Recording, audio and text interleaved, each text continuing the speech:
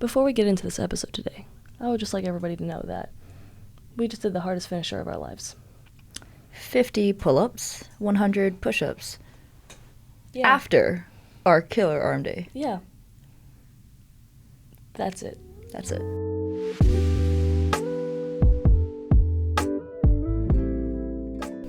Welcome to the Feed the Soul Company podcast, a space I've created to share my story and to encourage you to share yours. I'm your host, Liv Setla, and I can't thank you enough for being here. With me today is our special guest, Alyssa Muraoka. Alyssa is a senior at UNLV on the volleyball team.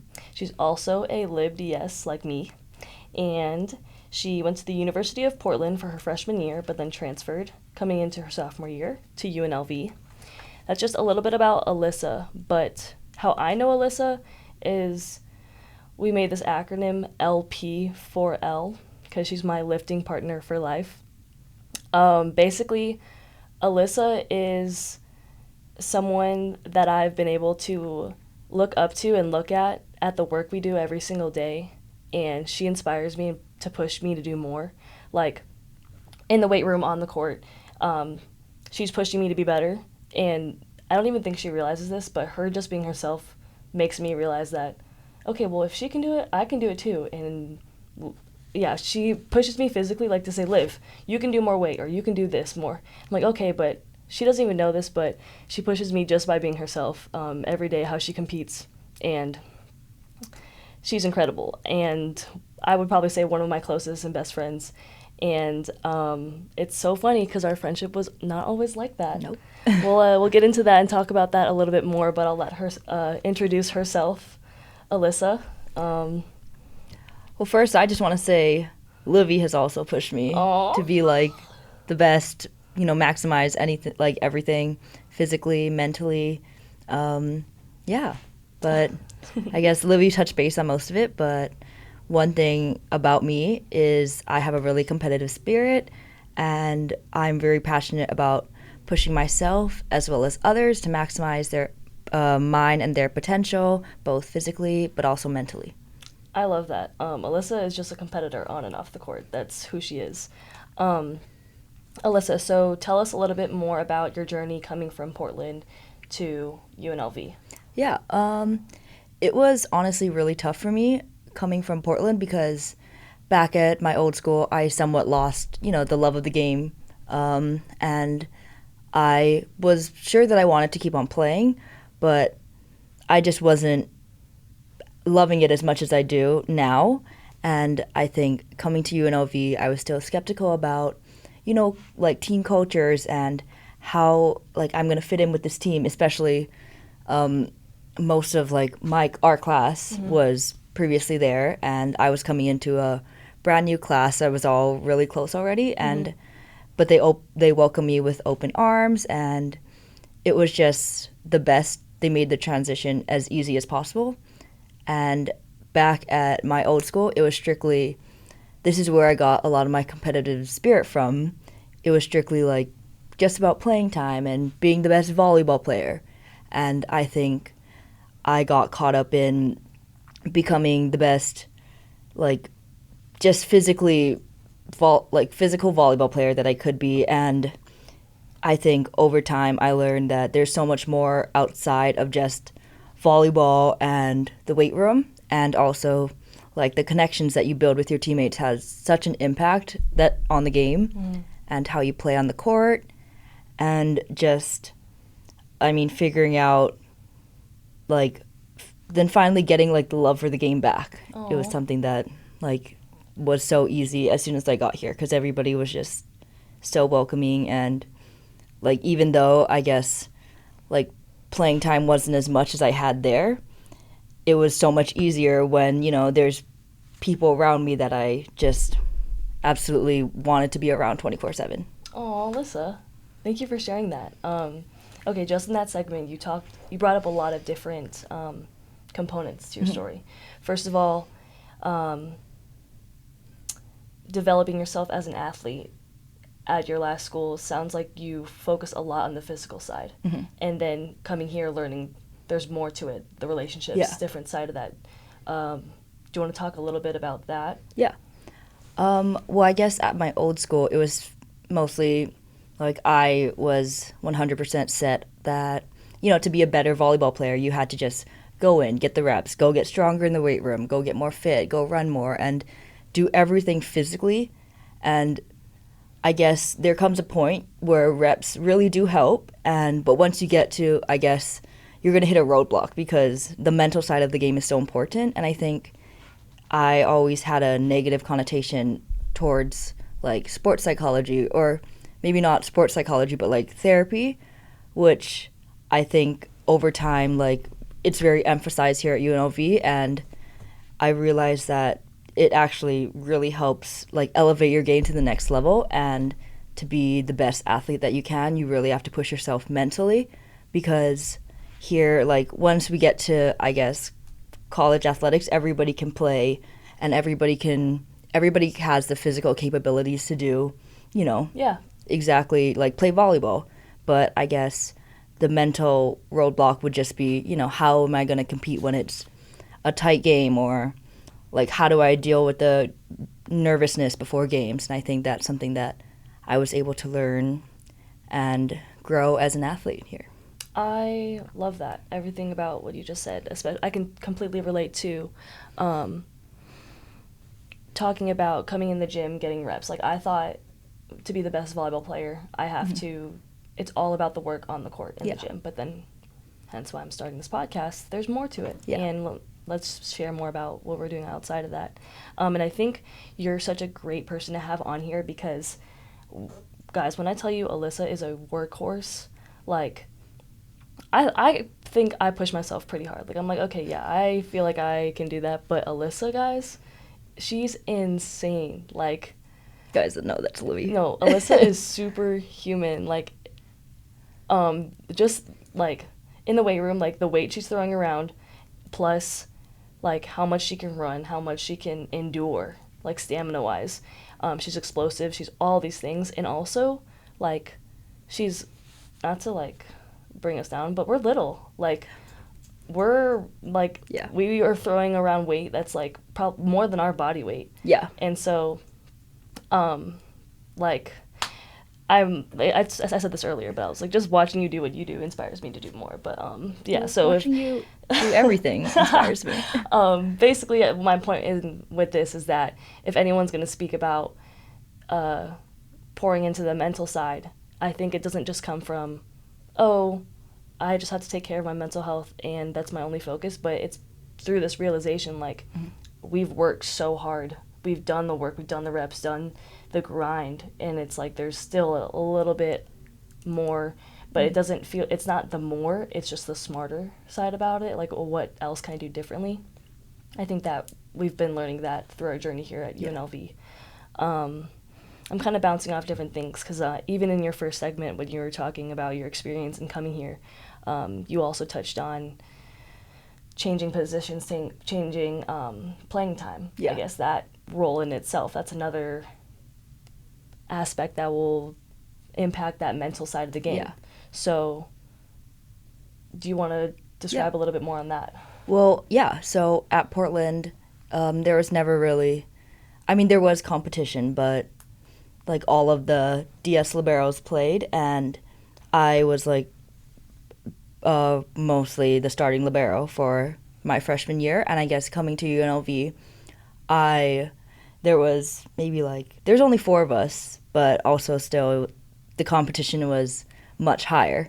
And I think like going into that, I was like just used to being so set on like, okay, you'll do anything for the role that you want, and I think when I got here, I realized, okay, like relationships are so important, and like I think I became, don't get me wrong, like we all want to play, we all want to, have that role that, like have the Libero role, and we all want that, but I think there's like satisfaction in like working super hard and giving it all you got, and just, when it becomes game time, support the person who's out there. And I think the first year that we got here, there was Maya, who's absolute, like... Maya Sands, she's the libero at Mizzou now, and Yeah. she won SEC Libero of the Year last year, and she's,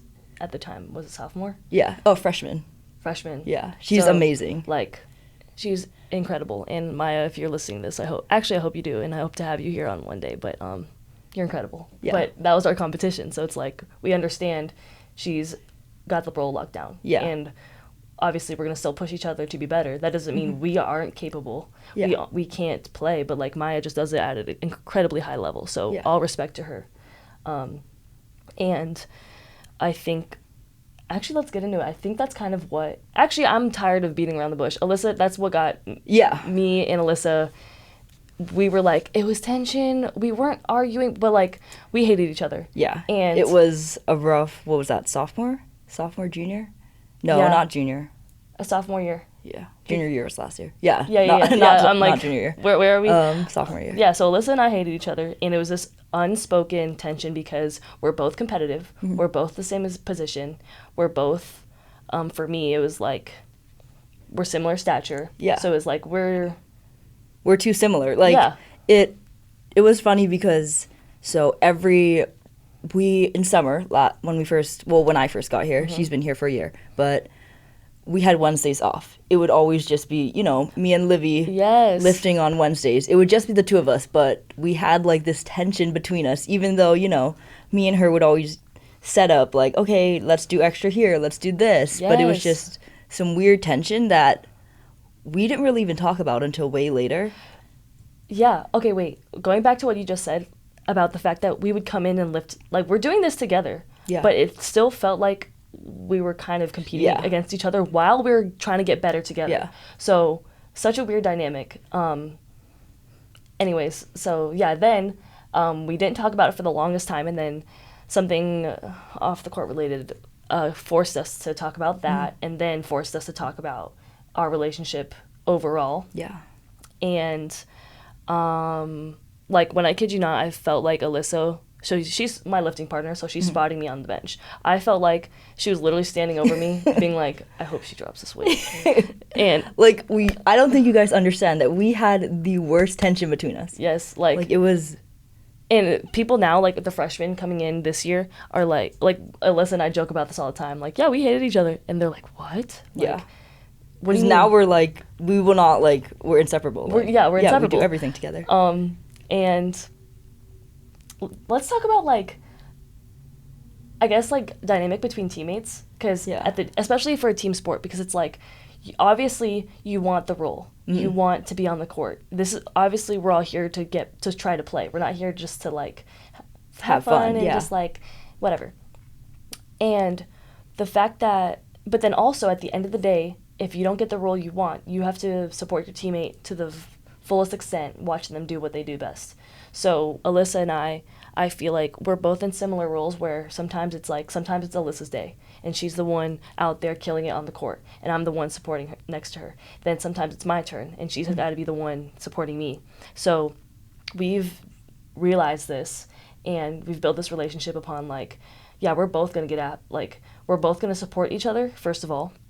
Whosever day it is, that's it. But that doesn't mean, heck, I'm still not coming for you. Like, I'm Yeah. And it's not personal, though. Like, I hope it doesn't sound like, well, I'm still coming after you. It's not about I'm going after Alyssa. I want to play. Yeah. But I love Alyssa. But, like, this separation, and I think it's pushed us to be better, to grow, both for our sport and both as people. Yeah, like, we want, like, of course, we both want, the libero role. We both want to play.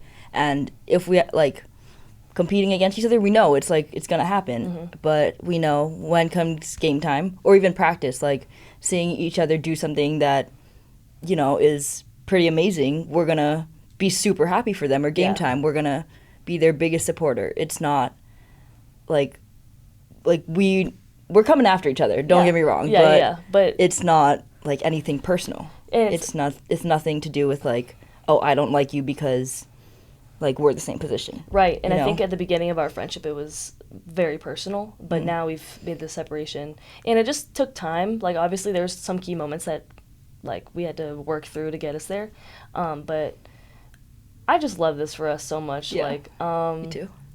I'm trying to think of what else. Oh yeah, also, literally, I want to share this because you need to know this. Even if we're just scrimmaging or something and I get a dig, I think our just compliments from our position group, like especially you, when you're like, Liv, like, that was a great up, or dude, great pass. Like, those mean more to me. Like, I love when our teammates give us compliments, but when Alyssa does it, it's like, because she really knows what it's like to be doing what we're doing. So I'm like, oh, like, I feel the love, and it, like... And I feel like also our position, we don't get, like, the crazy, Yeah. acknowledgments, and, like, we don't get the kills. We don't get the kills. So, like, we could get the most insane dig, and then, somebody will pound the ball, and it would be like, dang, that was a crazy hit. That was a crazy kill. Yeah. Like, wow. But... So I think, like, us knowing that the hard work that gets put in for us to just, get the ball off the ground, pass dimes, like, when we do it, it's like we see, okay, like, wow, we're, like, the progress that's being made is being shown. Mm-hmm. Yeah. Absolutely. We've talked a little bit about some of the challenges coming from Portland and the change going from Portland to here, learning it's not just physical. Yeah. What are some other challenges, maybe, if any, that you want to talk about? Yeah, just, like, I guess kind of going off of, like, high school. We were in, our COVID time. We were trying to get recruited during COVID, or say we were recruited before COVID. It was just such a tricky time because we wanted to put the work in, but, like, there was just not many opportunities, and I'm sure Livy can relate to this, but being somebody who just consistently wants to work, it's hard when you don't have the access to that. And I think that's something that I struggled with, and, like, trying to just, like, find the best way to, like, just there's a point in time where I could only work out. So I had to do that, and I think that's when I picked up lifting, and that's something that really helped me, like, be more prepared for when I got to college. And also, like, so during COVID, that's when, like, I had a really bad eating disorder, and that's something that, like, kind of, nutrition is something that isn't talked about as much in, like, college athletics, and I think that's something that it won't make or break, like, the player, but, like, it can really help elevate your game. And, Absolutely. Like, from someone who has had an eating disorder, it can really also impact, like, your energy and your performance and kind of, like, your whole just, like, mental, like, how you talk to yourself and how you, like, just go about your day and, like, just controlling your emotions. And I think that's something that I really struggled with during COVID. And for me, like, I was, like, it was pretty simple for me to overcome it. It just took some time, like, getting to college. Like, I think that honestly really helped me just get over it because, living in the dorms, you have to eat at the dining commons, and I think that's something like, oh, like, you gotta go do that. Like, you're with your team, you do it. So I think that just helped me get over it, but I think I realized the impact that it can have on performance and just on energy levels overall, because during that time I had such low energy levels, such high irritability, and I think that's something that, made it really hard for me to even, like, want to continue playing. But then I realized, like, as soon as I overcame that, I was like, it really wasn't me, And I think, like, I know, like, so many people, like, I know statistically many people have it, but also how hard it is to overcome it. And I think just, like, realizing the impact that, it can have on people and how, like, important, like, nutrition is, which is why I'm so glad that, we have the best nutritionists. Shout out Kennedy and Zoe, but Yes. They're awesome, and they just, make sure that we're eating right, and it's just so helpful, like, helping us know, like, the importance of eating the right things. And, like, for me, like, coming from an eating disorder, just, like, eating for energy. Yeah. Like, I think that's something that I struggled with. And yeah, that's something that I'm so glad to like have those, what is it, Like lessons or or like experiences. just to know like, okay, like the importance of it, because I think so many people don't realize how much food actually Yeah. impacts play. Absolutely. Yeah. Absolutely. I'm really glad you shared that with us. You know, especially like you said, like that COVID, having limited resources to go train or do what we want. And then for me, my experience with COVID, that hit me differently mentally because I was in a really bad depressive episode during that time. But an eating disorder was never part of my experience that I had, so I'm so glad you're able to come on here and speak about that. And I just love the way you talk about it. It sounds obviously like you've mentioned how you overcome it was the resources we've had at college. And I love how you speak about it. So like, yeah, that happened and I overcame it, and it's like a part of my story, but it doesn't define who I am. And I guess if you had advice for anybody who's going through similar struggles, what would you say to them? Honestly, I would just say like, I think a lot of eating disorders stem off of like, body image and what you imagine, like, the typical ideal like body type. And I think on an eating disorder, it's not like my body did not change coming off of it. And I think that's something that I know was terrifying for me, is something that it's like, okay, I thought I was gonna, gain a ton of weight coming off of it. But I think just knowing that you're also gonna feel so much better off of it than, like, I guess struggling with the consistent like feeling of irritability or low energy levels. And I know everybody's experience is different, but I think it's just like, it's like night and day. Like, I think literally as soon as I got to college, that's kind of when it stopped. And I'm grateful that, it's easier to like change a bad habit when you change, your scenery or like where you are. So I think that's something that really helped me. And I know not a lot of people have that opportunity, but I think just understanding that it's like night and day, and it's so much easier to go about your life and so much easier to just enjoy life, not struggling with an eating disorder, and just, yeah. I like that. So I can relate to the changing your scenery. I feel like when I was approaching like the end of high school, I was kind of ready to be in a new setting, and I felt like that helped my mental health journey a lot. I also want to talk about like that body image. Like, while I haven't struggled with an eating disorder, but in college, like, everybody knows when you become an athlete, a D1 athlete, your eating habits change, your body changes. But I think this is something we can kind of relate on, but isn't a universal experience. Like, everyone was saying, oh, freshman 15, like, you gain 15 pounds. And as an athlete, I was like, I'm so excited to gain weight and gain muscle because I want to gain this weight and muscle. But then I came here, and I'm pretty similar to, like, my body type is pretty similar to how I was as a freshman. Yeah. And I remember thinking as a freshman, like, oh, if I just hit this number, then I'm going to look amazing.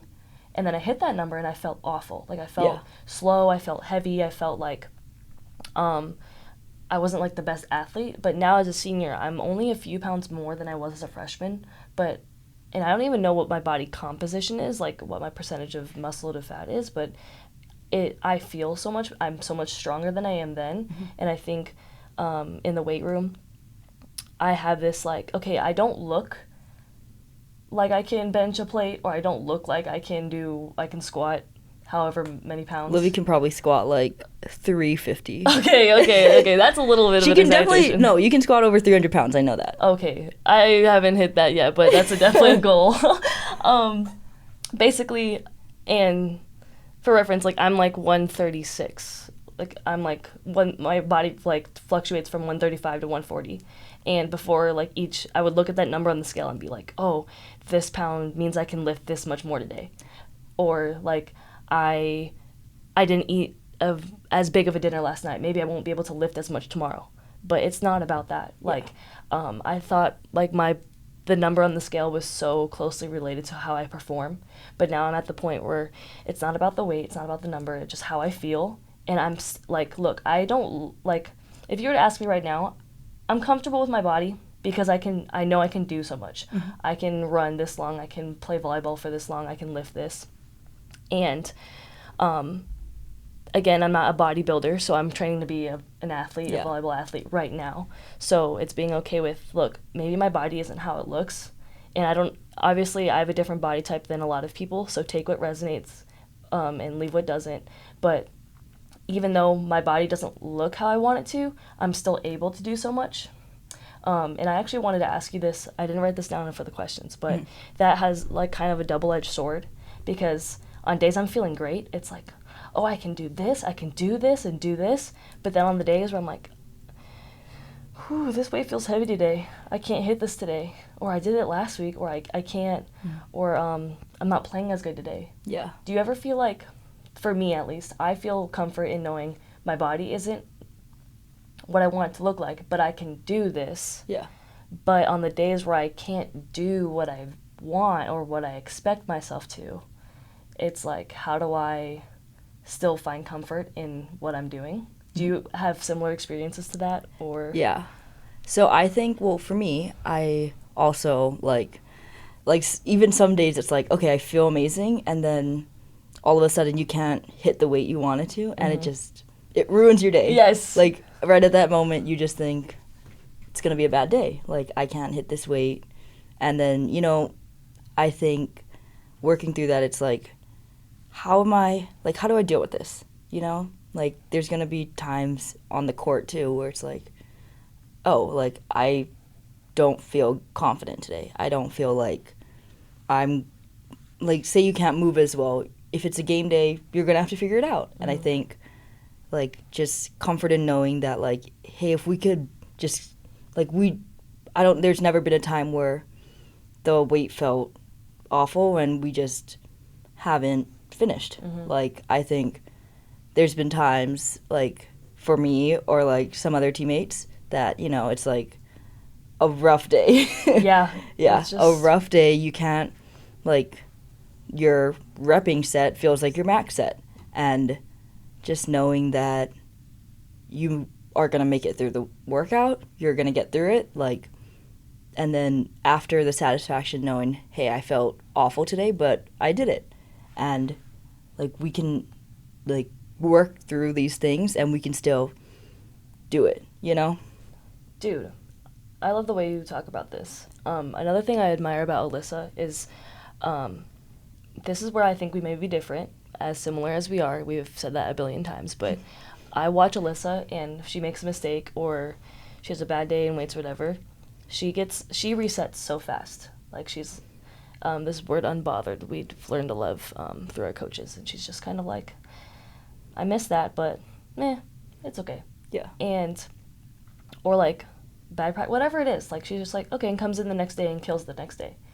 And I've struggled with, okay, if I have a bad practice, I feel like, oh, I'm not good enough. Like, I internalize it a little bit more, and because I've had a bad practice, I think I'm bad at volleyball, and it's not true. It's still what I'm working on, and I don't know how it is for Alyssa.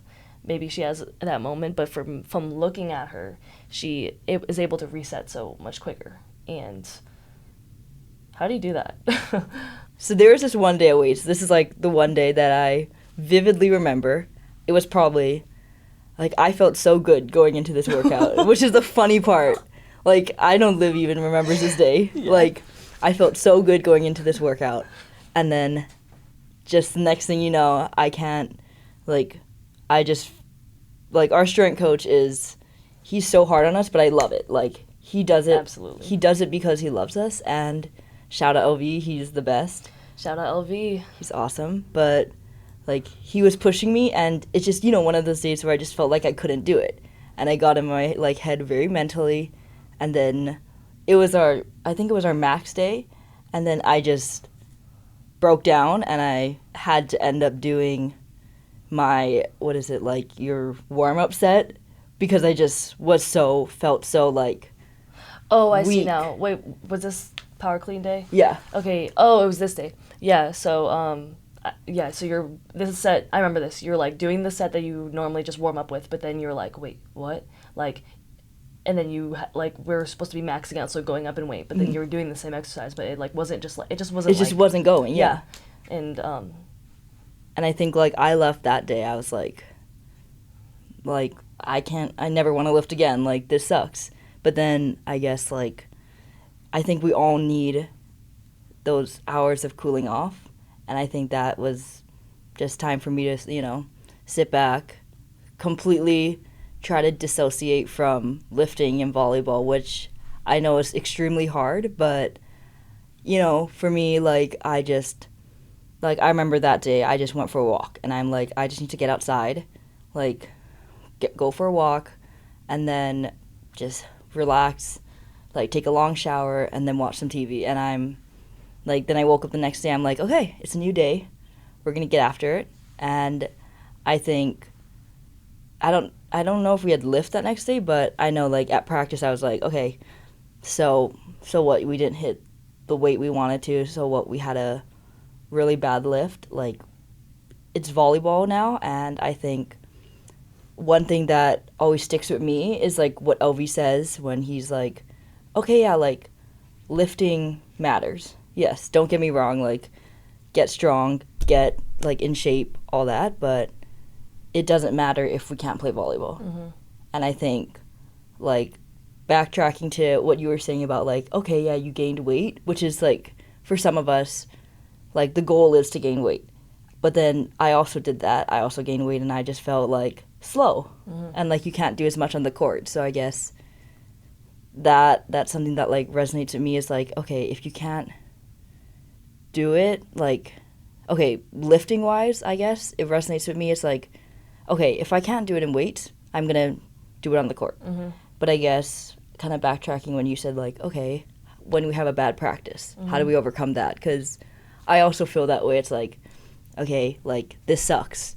And I think kind of going back to it, like one thing, so we record every practice, and sometimes it's really hard like to go watch a practice that was awful, but most of the time it like helps me, because I think we had a probably, like, if we'd say it's our worst practice, and then you don't remember the things that you actually did good that practice. So I think going back, watching it, being like, wait, I did good here. So what? Like, I messed up here. Just kind of then slowing that down, like figuring out, okay, how do I not make this mistake again? And then also, I think watching it has really helped me, because like realizing that, okay, I didn't just mess up every ball I touched. So I think that's something that really helps me reset for the next day. I like that. Like, even though it feels like I messed up every single ball, I didn't, because I'm going back to look at it. Yeah. You kind of started talking about how you took care of yourself that day, which will lead me to my big question. But I wanted to ask you real quickly before we get into that. Just hearing you talk about who you are, and as an athlete, as a person, it sounds like you have a pretty close identity with being an athlete. Would you say that's true? And that's awesome. We're athletes right now.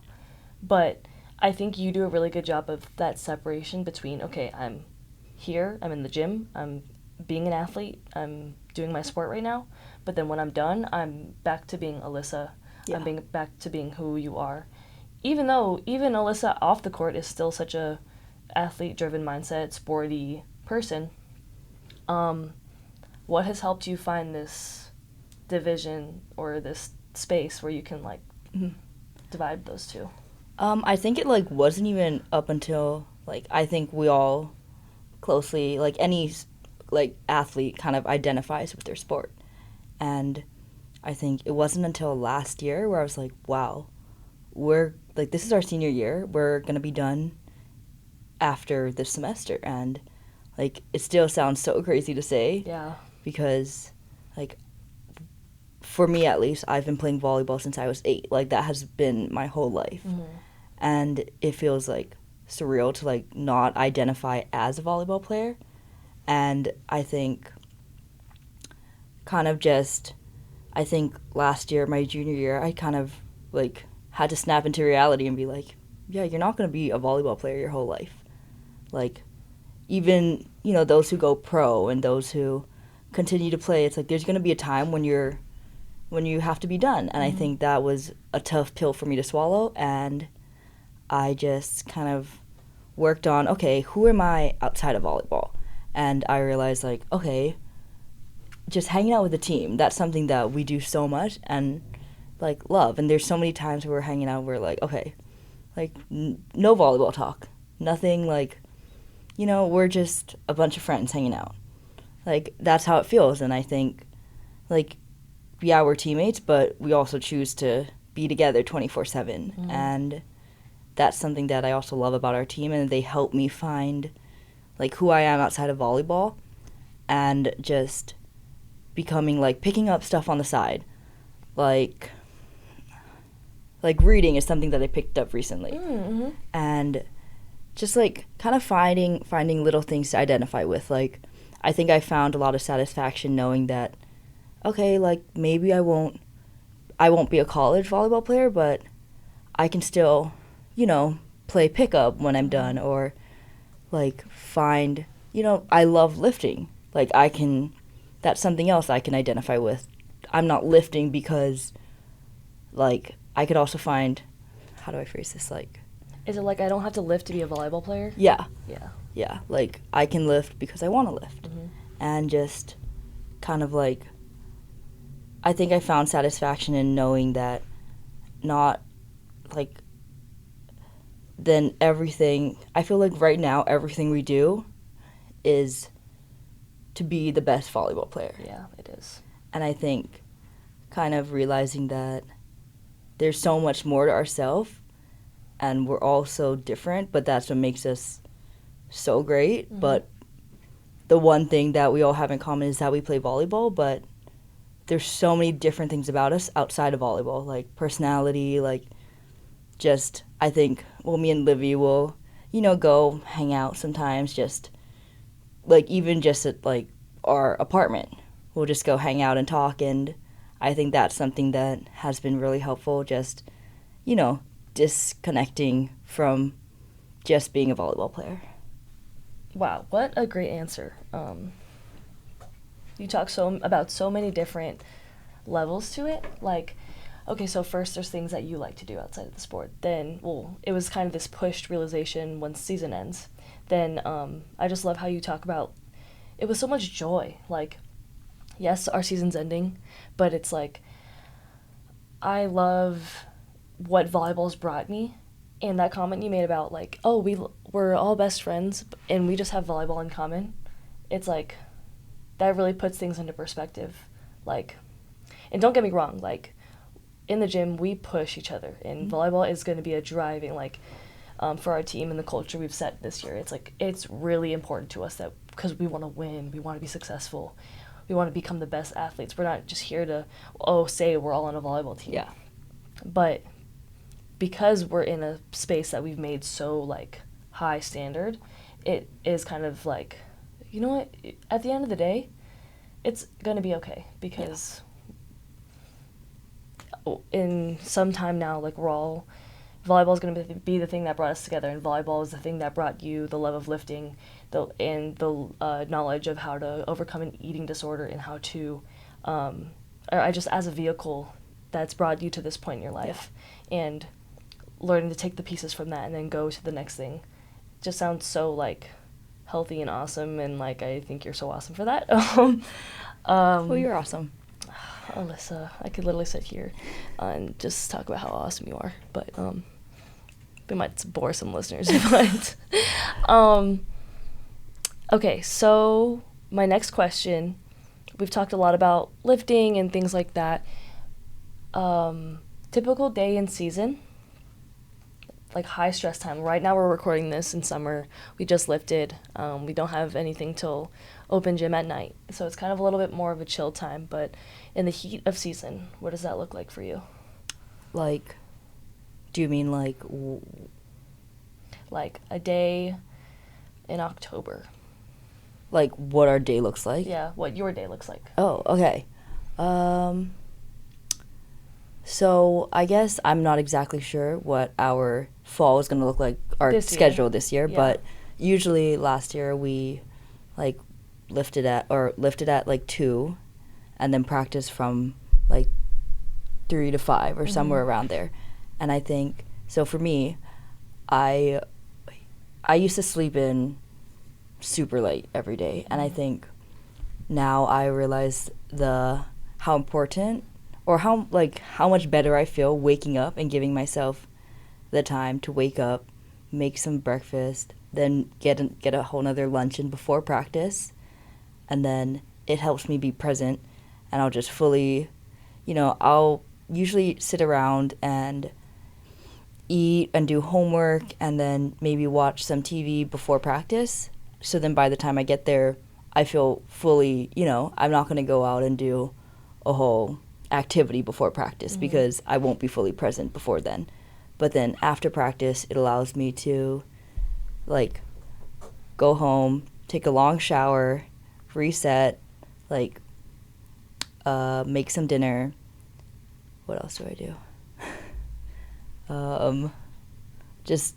I feel like I just love, being at home. I'm not a huge, I don't go out, but I don't really do so much, outside of the house. I would prefer to just, stay in, and that helps me reset. For your reset time specifically. Like, you reset at home. Yes. And I know you like to do fun things out of the house, but it takes energy for you to do that. Okay. Yeah. But that's kind of my question, the big question for the podcast, how do you feed your soul? But you answered it, and I love how you structure it, because for me, I feel like the way I ask about it, I say, what makes you feel better after a long day? I like how you structure your day, and you learn, when I start off my day, taking it slow, taking care of myself, making yourself breakfast, that puts you on a good start to be present at practice. Yeah. And so I think that's such a cool way to tell us how you feed your soul, and it's not just at the end of the day thing. It's throughout the day, and you figured out what works for you. So I love that. I just thought about this when she was talking about lifting in the gym, but I wanted to share this with our listeners. It's not really related to how she feeds her soul, but Alyssa and I literally, this kind of is day in the life, but last year in season, Alyssa and I literally lifted before the lift on game days. I forgot about that. Dude. So, and then this goes back to my point about Alyssa and I going from this transition of running ourselves into a wall, and then figuring out how to build, it's not just about the physical side, it's about the mental, it's about food, nutrition, it's those things too. So we've turned from meatheads, like LV calls us this, meatheads, we just get in and get after it, to smarter meatheads. We're still meatheads, we'll still get in and get after it, but not at absurd amount of times. Story time, Alyssa and I came in to lift, we were both just frustrated. For me it was I was frustrated with playing time, but it was after a game, and we got done at 9 o'clock or something. So we lifted at 10 o'clock after a game. And LV, shout out, over and over again. But he was there, let us come in the gym. Let us stay there till super late. And just, kind of talk to us and made us realize the importance of just, not the importance, but kind of just talk to us and...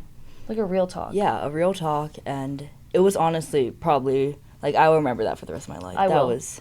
And we, it was a heart-to-heart, a dad talk almost. Yeah. And I talked about this earlier, our position, we're both walk-ons here, and the expectation's different for us. Yeah. We do the same amount of work, if not more, without expecting anything, especially for our position, too. We don't get the credit, we don't get the recognition, so it was just kind of that realization. LV kind of told us, hey, that's just how it is. What are you going to do about it? Yeah. And so we both were well, we're going to effing get up and go. Yeah. So we we did sprints on the treadmill, and I remember I was playing my rage game. Music. So that was that night after. Then we made it our routine to do before games. So typically on a game day, we'll have class in the morning, whoever has that. Then we have lift, which is just supposed to be a warm-up, get your body It's moving. like not even lift. Not it's even like lift. You're just throwing around med balls and yeah. To get like warmed up for our serve and pass or practice before the game. So Alyssa and I would come in before that, and we called it Lego Batman time because for people who don't know, I'm just gonna reference the Lego Batman movie when he's like, I don't have emotions. Yes. Just like I can't quote it right now, but if you find my TikTok, Alyssa and I made a video where it's like, I feel nothing but rage. So we were kind of like embodying that. And we come in, lift, and kind of a hard lift. Like Alyssa would do low-key max out back squat. like we both would like kind of. I think Livy would run. I'd run. I would just be like, Yeah, she'd run, and then run. I'd typically lift. yeah, she's lift, and then I would do just like a bunch of like agility, like just to get going. Like I'm pushing.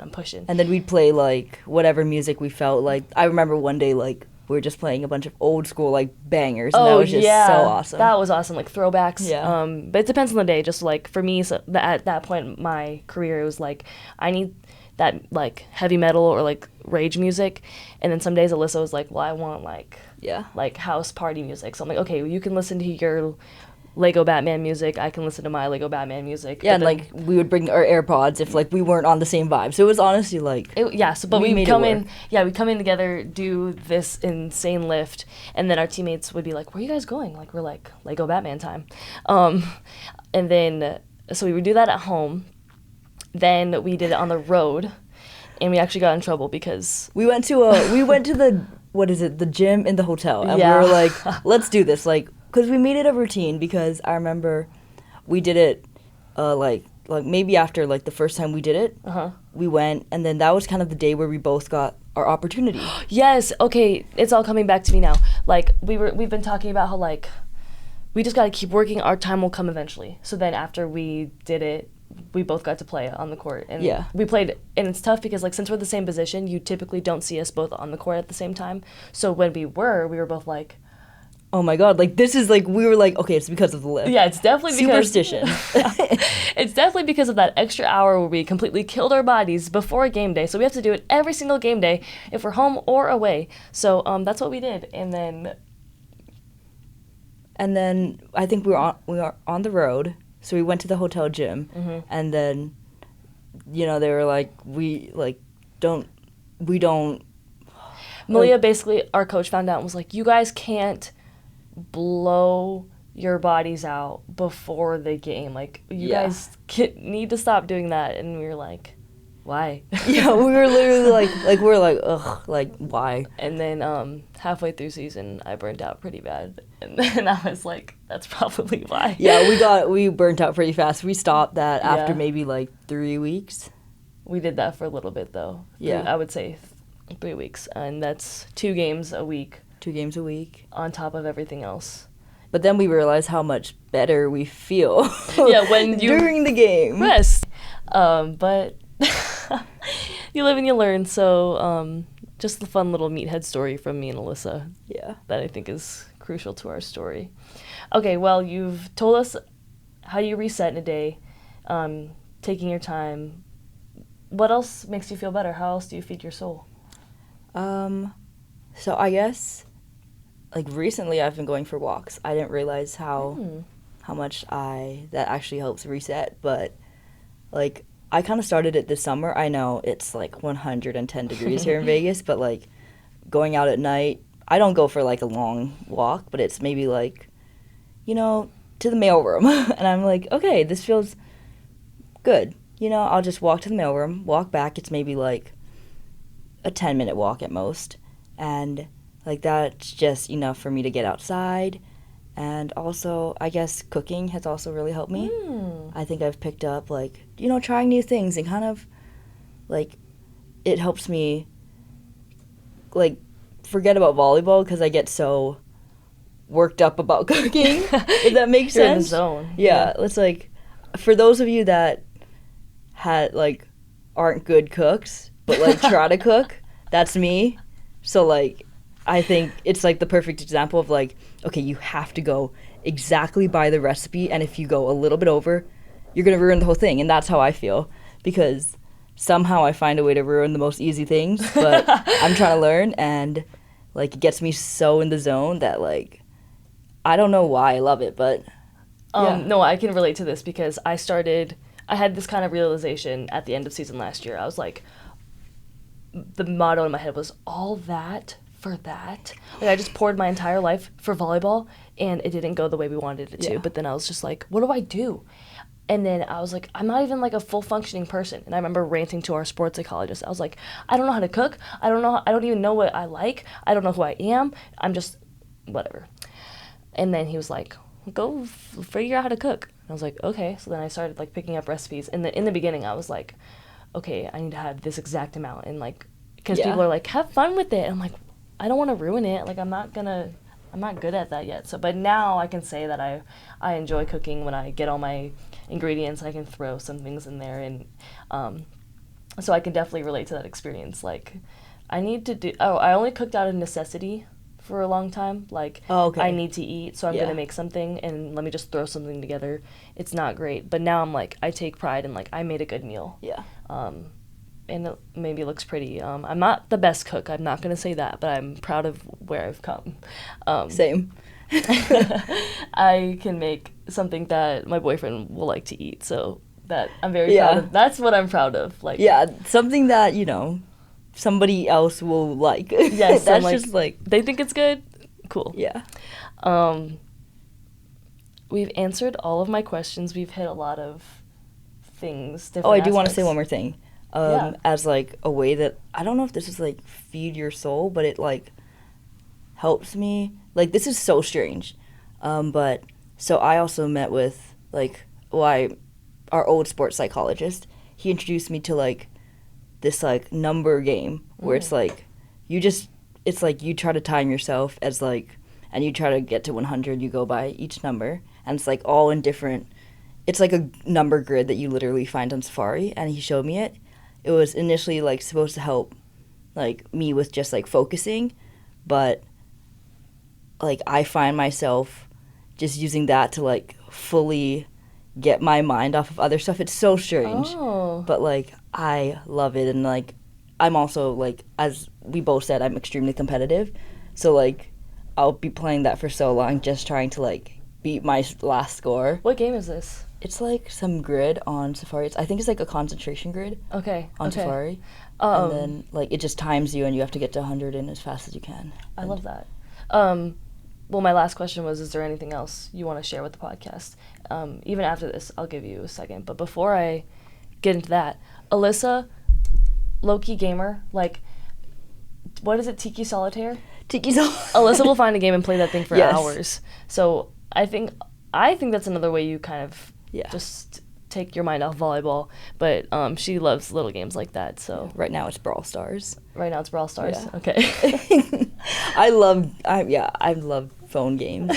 I'm a geek. I love it. I love that. Okay, so yeah, is there anything else you want to share with the podcast or talk about that you don't normally get the chance to talk about?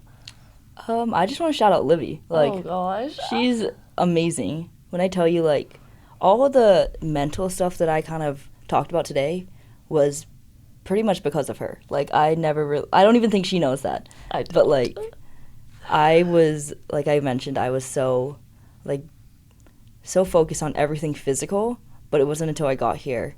And like, I think even before like I met with our sports psychologist, I didn't really, take it super, like, I wasn't fully present there. I was just like using it to like, okay, what ways can I get better at volleyball? Like, what skills can I use on the court when I'm struggling? Mm-hmm.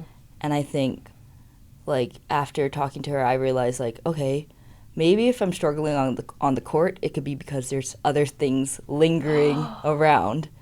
And I think that's something that she really helped me realize. And, like, I don't think she realizes how much of an impact she's made on both, like, of course, physically, but, like, mentally. She pretty much inspired me, and she inspires so many other people to just, like... Dude, I want to cry. To just, like, maximize their, like, mental side and, like, make sure that, it's okay to need help. It's okay to not be okay. And I think so many people feel that you have to be strong all the time. And that's not at all the case. And I think you helped me realize that. Thanks, Liz. Oh, yeah, another little story. Sorry, listeners, but I'm going on a tangent. Basically, I remember when Alyssa and I had our heart-to-heart that brought us together, I made her cry. For the first time, like, in so long. And I remember, this is, like, my pride and joy. I was like, ha, I got Alyssa to cry. Because she was always like, I don't cry, I don't cry, I don't cry. And don't get me wrong, I also used to be like that. But I was like, I'm going to make it my mission. And obviously I didn't, like, say something mean to her and make her cry. But we were just so, like, having that moment. And it was just, and she was like, why am I crying? It was like, but it was so weird because we literally, right before we talked, we hated each other. Yeah. But it, like, changed in a day. Yeah. Like, we just talk about just, like, being vulnerable and then it bringing people together. Like, that's so real, especially with our story. Yeah. Okay, that comment you just said about, like, when I'm struggling on the court, and maybe because of things lingering outside, like, in other parts of my life, a therapist said that to me when I was, like, 14, like, hey, Liv, and I would be so frustrated on the court. Like, I was like, why can't I just not play good? And they're like, well, let's look at your life. What's going on? And it made me realize I have to take care of myself, take care of my life in order to be the best athlete I can be. Now I'm figuring out how, okay, yeah, now my life's in order, or my life's not going to be perfect or always in order, but how can I still be the best athlete when I show up? That's another story. That's a new thing I'm conquering. But that's basically what brought me to, I guess, kind of this whole podcast. Like, how do I function as a human first, because I can't function as an athlete if I can't function as a human. So hearing you say that, I made you realize that is like, so like you think the two separate. You think they don't go hand in hand at all until you realize that taking care of yourself outside can actually make you such a better player. Yeah, and it's not, I want to say this too, it's not like, oh, if I start magically eating perfect meals, I'm going to become the most perfect athlete. Yeah, no. It's not going to, or if I eat this certain thing, or if I lift this amount of weight, I'm going to put up these stats on the court. It's not a perfect translation, but it helps a little bit, and you can feel the difference. Yeah. And, like, doing all these little things will, like, make a big change in your game. Like, I think, like, yeah, each little component outside of volleyball will make you, you know, a little bit better. But if you do, you know, there's so many resources now that are like I'm so happy that, you know, mental health is emphasized these days, because, you know, before it was like, no, you're weak if you have to go to therapy. Yeah. And I think that's something that it's like, honestly, like, I love how people say, like, therapy is probably one of the strongest things you can do. Absolutely. Do you feel like that's like a culture thing for you? Like, oh, don't talk about your feelings at all? Mm-hmm. Yeah, That's I would say, like, it's just like, if you feel like bad, suck it up. But I think, no, like, if you feel like you need help, get it, because trust me, it will help. It will help. I guess we can do the outro now. Yeah. But we're wrapping up this episode of the podcast. Thank you so much for listening in, and shout out LV. I don't ever want to do that finisher ever again. I actually would rather do burpees and kettlebell swings. But thanks so much for listening, and tune in to our next episode. Yay.